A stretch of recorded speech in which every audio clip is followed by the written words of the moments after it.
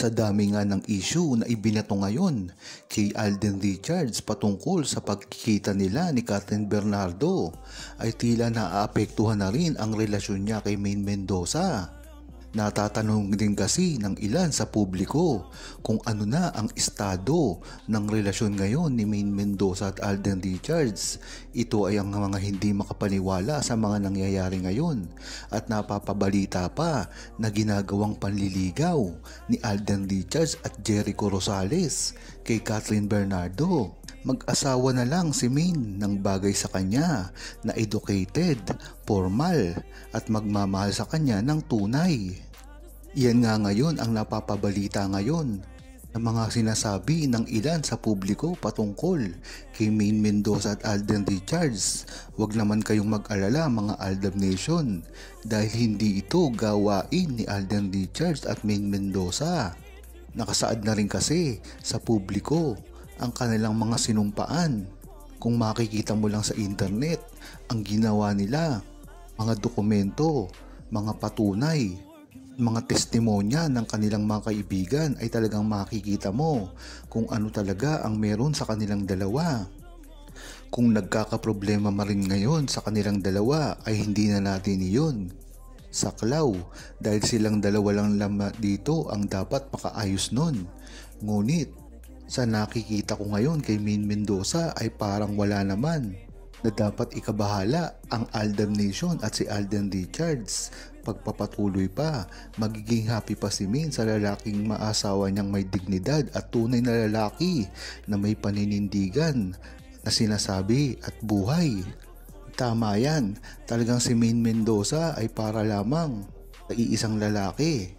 At sa mga bashers, kung ano ang gusto nyong isipin na patungkol kay Maine Mendoza, wala nang magagawa. Ang buong Aldab Nation magpaliwanag, kayo na lamang mag-research ng mga patunay at katotohanan dahil nagkalat naman ito sa internet na dati na rin talaga na nakalabas. Sabi sa kwento ng iba, hindi kami sang-ayon dyan dahil hindi gawain ito ni Alden kasi si Mama Ten at Laysam ay laging kasama ni Alden at hindi papayag si Maine. Baka hindi na pauwi ito ni Maine. Tama ka dyan, Edita ang ibinalita kong iyon at sinabi ko na merong usap-usapan lang na nangyayari at hindi ito kinukumpirma.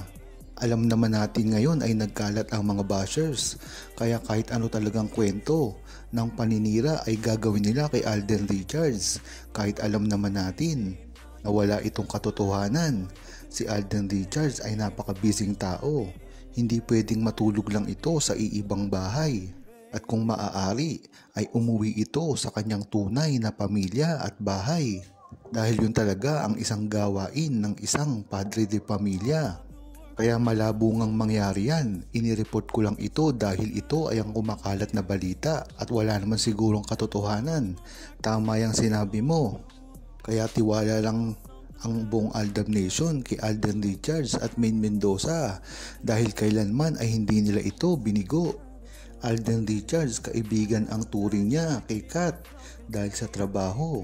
Magkasama, walang gusto si Alden Richards, friends lang. Alden Richards may asawa na, si Nico Winday Polkerson, 2016 pa, Aldab only. Tama nga yung sinabi mo, Christian Serrano ng USA. Si Alden talaga ay ang tunay na kaibigan lamang ang tingin kay Kathryn Bernardo. Sinabi ko na ito dati na kahit kailanman ay hindi na maaaring mabago. At kung matatandaan nyo ang pagpapatunay dito, noong sa simula pa lamang ay pareho na ng ikinikilo si Alden Richards kay Kathryn Bernardo. Yun ay ang mga oras na silang dalawa pa ni Daniel Padilla. Kaya dapat ay hindi ngayon binibigyan ng kulay ito, lalong-lalo na naghiwalay ngayon si Daniel Padilla at Kathryn Bernardo na talagang alam natin na dadamayan lang ito ni Alden Richards. Alam na natin sa simula na napaka-sweet ni Alden Richards at gentleman sa ilang babae.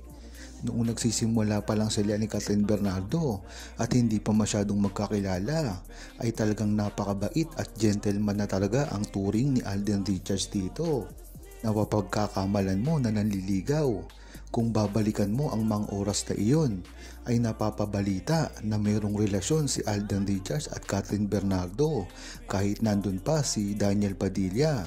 Ito lamang ang nagpapatunay na talagang sweet si Alden kahit kininong babae, kahit bago pa lamang o sa matagal na. Kaya ang balitang ito ay recycle lamang. Talagang kung ano ang ikinilos ni Alden Richards noon ay ganun lamang din ang ikinikilos niya ngayon, kaya dapat walang ipagtaka. Ang mga bashers lang naman talaga ang sumisira sa relasyong ito, na talagang alam natin na kahit anong mangyari ay hindi paniniwalaan. Nagsalita na si Alden, "Hindi kami kasal ni Catherine. Si Maine ang tunay kong asawa. Si Catherine ay isang kaibigan." Tama nga yung sinabi ni Agnes. Talagang kahit kailan ay hindi sila kinasal ni Catherine na nababalitaan natin ngayon na ginawa mismo sa Quezon City at panangasiwaan ni Mayor Joy Belmonte. Hindi talaga ito totoo. Isa lamang itong paninira. Kung matatandaan nyo, napakarami na rin ang sumisira kay Alden Richards sa kahit anong paraan. Pagpapatuloy pa at may nagpatunayang ADN na si Nico Maine at Richard Polkerson ay mag-asawa matapos ikasal noong 2016. Sabi nga ni Alden sa 24 oras nung tanungin siya ng witness nila ni Kat. Tama ka dyan, parehong pareho lang ng mga binibigkas ang buong True-Blooded Aldam Nation. Ang ibig sabihin lamang nito ay talagang nagko-corroborate ang mga naisabihin ng buong Aldam Nation at hindi ito nalilihis ng landas pagpapatuloy pa. Normal yun sa lahat ng nakatrabaho para sa kanya. Huwag i-connect sa personal at banggitin ang family. Tama nga yan. Normal na lang talaga kay Alden Richards ang mga ganyang pangyayari. At wag nang yan pa ng kahulugan at idamay ang pamilya dahil ginagawa lang ito ni Alden Richards para na rin sa ikabubuti ng lahat ng mga tao dito, katulad ni Catherine Bernardo na talagang broken hearted. Masaya na rin si Maine Mendoza at Alden Richards ngayon, kaya kahit kailanman ay hindi na ito magbabago. Maraming ang development ngayon. Ang lumalabas, isa na rito ang pagkumpirma mismo ni OG Diaz na tila panliligaw raw ni Alden Richards kay Catherine Bernardo. Ito daw ay ayon mismo sa kampo ni Catherine at mga insider. Ngunit bakit ba ito pinaniniwalaan kagad ng mga tao kahit wala naman talaga silang mga resibo? Sa pamilya nga ba, bakit binigay ni Alden kay Catherine? Milyon-milyon ang binigay niya kay Catherine. Yung bahay, yung pa-birthday niya. Ang sabi, ang laki daw ng nagastos ni Alden nung blessings. Sa bahay, may event. Hindi nagpunta si Alden sa blessing ng bahay ni Catherine. At nagpunta doon at natulog sa bahay ni Catherine. Ganun nga ay may post yung nanay ni Catherine. Nagdadrama-drama daw si Alden kasi buntis daw si Catherine. Ano kaya ang gagawin ni Maine? Bibitaw na kaya? Yan nga ang kumakalat ngayon na balita patungkol sa pagbubuntis daw ni Catherine Bernardo kay Alden Richards. Kung ito ay gagawing pagre-research ng mga Aldam Nation, ito ay hindi totoo. Ang tanging nakakakilala lamang ng lubos kay Alden Richards at mga taga-suporta niya ng mga True-Blooded Aldam Nation ay hindi kagad ito paniniwalaan dahil kilala natin si Alden Richards sa simula pa lamang. Matagal nang ginagawa ito ni Alden Richards na napakarami na nalink sa kanyang mga babae. Ito ay ang mga sexy, mayayaman at talagang merong mga pinag-aralan. Ngunit hindi ito pinapatulan ni Alden Richards. Isa na dito ang mga beauty queens, mga talagang multi-millionaire at talagang mga perfect na babae. Ngunit bakit hindi ito pinapatulan ni Alden Richards? Isa lamang ang sagot dito. Ito ay dahil kay Maine Mendoza. Hindi ipagpapalit ni Alden Richards ng basta-basta na lang ng ganun. Kahit ano pang estado sa buhay. Tapos mababalitaan lang natin na nabuntis niya si Catherine Bernardo. Talagang hindi ito makatotohanan dahil sa ugali lamang ni Alden Richards ay hindi napapasa ang mga ganyang balita. Kailan lang biglang niligawan agad at ikakasal ka agad? Ano yan, laro-laro? Kakabreak pa lang, wala pang isang linggo, nililigawan na agad ni Alden. Wow naman, ganun lang ba si Alden basta sasalo sa iniwan na babae? Ang baba naman pala ng pagkatao niya. Kung mapapansin mo, napakabilis ng istorya ng paggawa ng mga fake news pagdating kay Alden Richards. Sinasabi ko na ito dati pa lamang sa mga vlog ko na kung mag-iisip ka talaga, gagawin ba ni Alden ito? Napakabilis ng pangyayari. Hindi gagawin ni Alden Richards na salo sa mga babae na ibinrake ng mga boyfriend. Ang tansya ko dito ay ginagawa ito ni Alden dahil talagang best friend ang tunay niya kay Catherine Bernardo at ganun din si Maine Mendoza pagdating kay Catherine. Kaya nandyan talaga ang dalawa bilang kaibigan.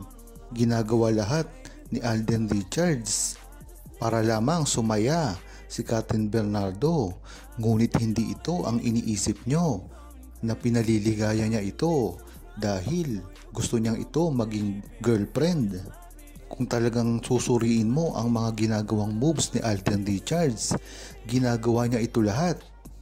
Bibigyan ko kayo ng isang example.